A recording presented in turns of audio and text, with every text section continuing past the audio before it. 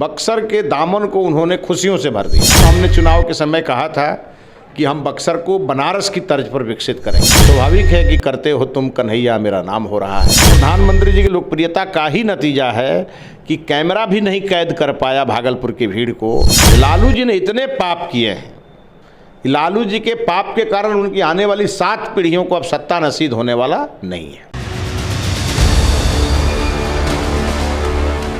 आप हैं निष्कर्ष भारत के साथ और मैं हूं मनोज चतुर्वेदी। बक्सर पर प्रधानमंत्री आजकल कुछ ज़्यादा ही फिदा हैं और उस फिदा रहने के पीछे कारण भी है। जो बक्सर से पूर्व प्रत्याशी रहे मिथिलेश तिवारी, भाजपा के पूर्व विधायक रहे बैकुंठपुर से, वो जिन्होंने सीमांचल में इस बार जो दिखाया, अपने काम को दिखाया वहाँ पर, जिसके कारण प्रधानमंत्री बड़ी गदगद है और भाजपा को, बक्सर को तमाम वो योजनाएं मिल रही हैं जो मंत्री रहते भी भाजपा के कुछ पूर्व लोग नहीं ला सके थे। मिथिलेश जी, क्या कारण है? दे दनादन पैसा बक्सरे को मिल रहा है। देखिए, मैं तो माननीय प्रधानमंत्री जी और माननीय मुख्यमंत्री जी का बहुत आभारी हूँ, जिन्होंने वहाँ आज न कोई सांसद जीता है न कोई विधायक जीता है, उसके बावजूद बक्सर के दामन को उन्होंने खुशियों से भर दिया है।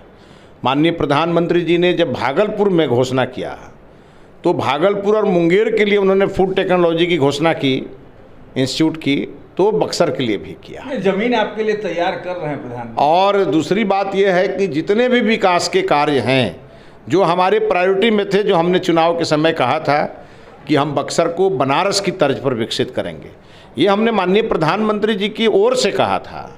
हम जानते हैं माननीय प्रधानमंत्री जी की इसका जो स्वभाव है काम करने का, वो विकास भी और विरासत भी साथ लेके चलते हैं।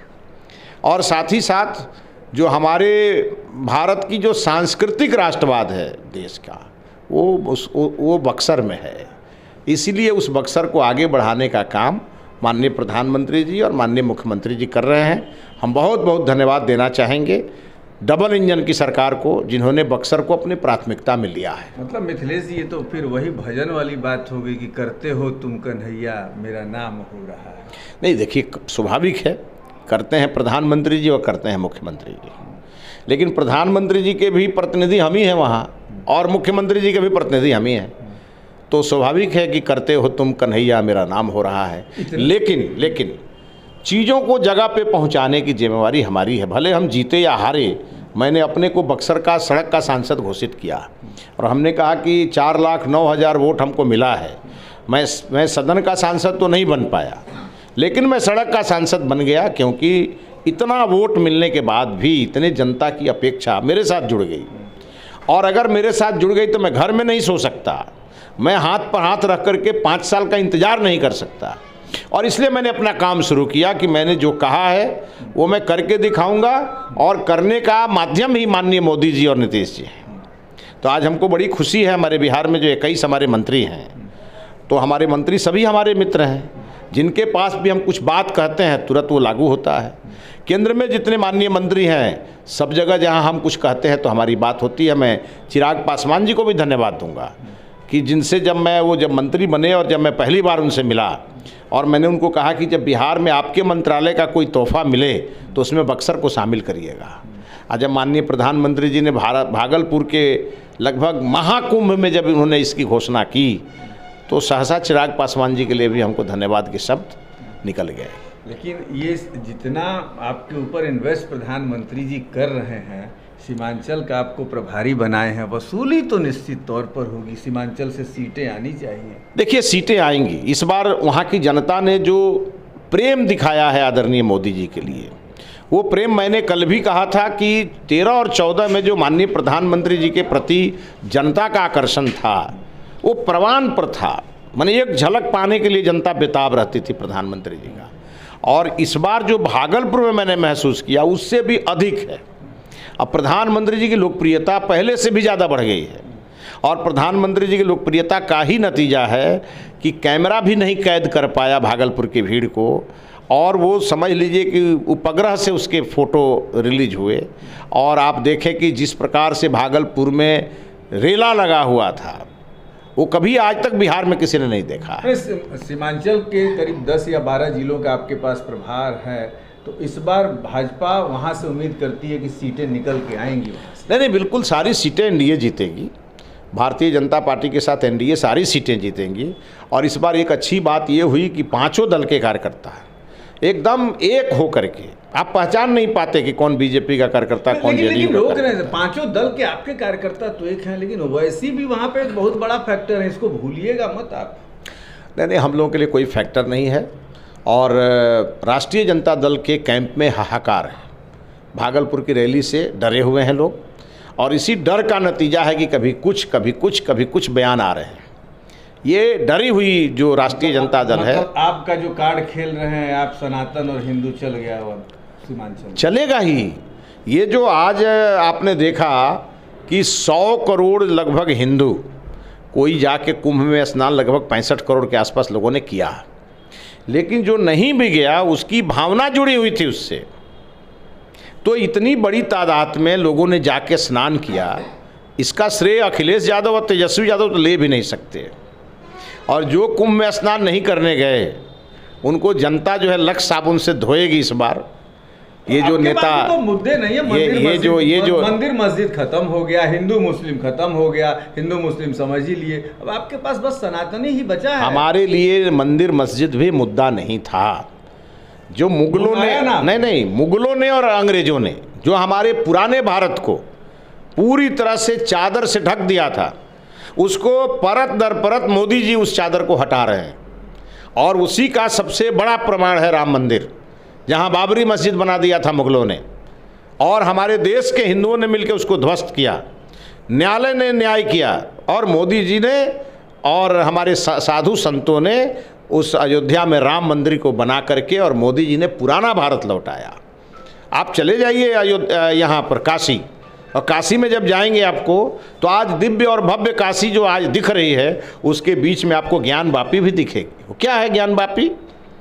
जहाँ पर भगवान भोले शंकर नीचे निवास कर रहे हैं और ऊपर बन गया मस्जिद। ये किसने किया? ये हमारा भारत सोने का चिड़िया था, इसको लूटा गया, और लूट करके इसके स्वरूप को बदला गया। मोदी जी वही पुराना स्वरूप भारत का लौटा। कह रहे हैं कि एकदम 25 में बिहार में भी सत्ता लेंगे ही। उधर योगी जी दहाड़े हुए हैं उत्तर प्रदेश विधानसभा में कि 22 में तो जीते ही थे, 27 में फिर जीत के आ रहे हैं, अखिलेश यादव को चैलेंज कर रहे हैं। नहीं, अब बिहार और यूपी कभी भी आप देखेंगे कि न बिहार में लालू जी सत्ता में आएंगे और न अखिलेश यादव सत्ता में आएंगे यूपी में।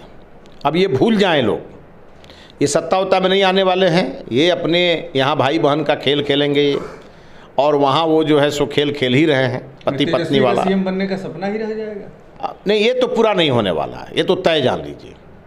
इसलिए पूरा नहीं होने वाला है कि कहा गया है हम लोगों के यहाँ कि जो पुण्य आदमी करता है उसी का पुण्य का फल उसकी आने वाली पीढ़ियाँ जो है सो प्राप्त करती हैं।